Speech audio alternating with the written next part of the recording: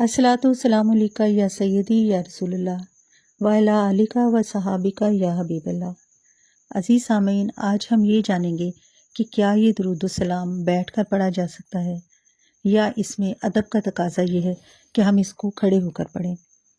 ये दुरूद सलाम बैठकर भी पढ़ा जा सकता है, मगर चूँकि ये दुरूद सलाम नदाइया है इसलिए बैठकर पढ़ने से अदब का तकाज़ा पूरा नहीं होता।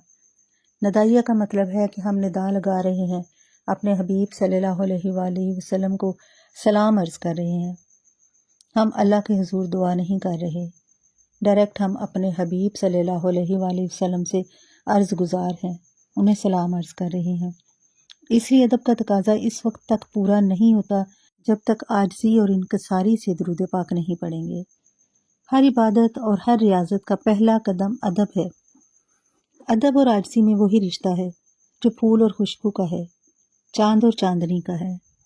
अदब से आजिज़ी इनकिसार खुद बहुत पैदा हो जाता है, इसलिए बाअदब शख्स में हमेशा इनकिसार की खुशबू पाई जाती है। एक दफ़ा एक शख्स हज़रत इमाम मालिक रहमतुल्लाह अलैह की खिदमत में हाजिर हुआ और अर्ज़ किया कि मैं इल्म हासिल करना चाहता हूँ। आप रहमतुल्लाह अलैह ने फरमाया, इल्म हासिल करने से पहले अदब सीखो। हज़रत शेख सरी सक्ती रहमतुल्लाह अलैह फरमाते हैं कि मैं एक रात वज़ाइफ पढ़ रहा था और अपने पाँव महराब की तरफ दराज किए हुए थे कि गैब से आवाज़ आई, ए सरी, क्या इस तरह तुम बादशाहों के सामने बैठते हो? ये सुनकर मैंने फ़ौरन अपने पाँव खींच लिए और अर्ज़ किया, ए मेरे रब, तेरी इज़्ज़त की कसम, मैं अब कभी पाँव दराज नहीं करूँगा।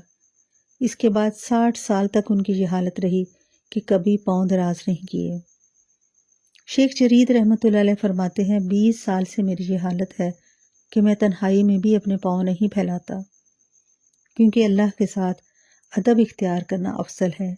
इसी तरह अपने हबीब सल्लल्लाहु अलैहि वसल्लम के साथ अदब इख्तियार करना अफजल तरीन है, क्योंकि कहा जाता है कि बाअदब बामुराद, बेअदब बेमुराद।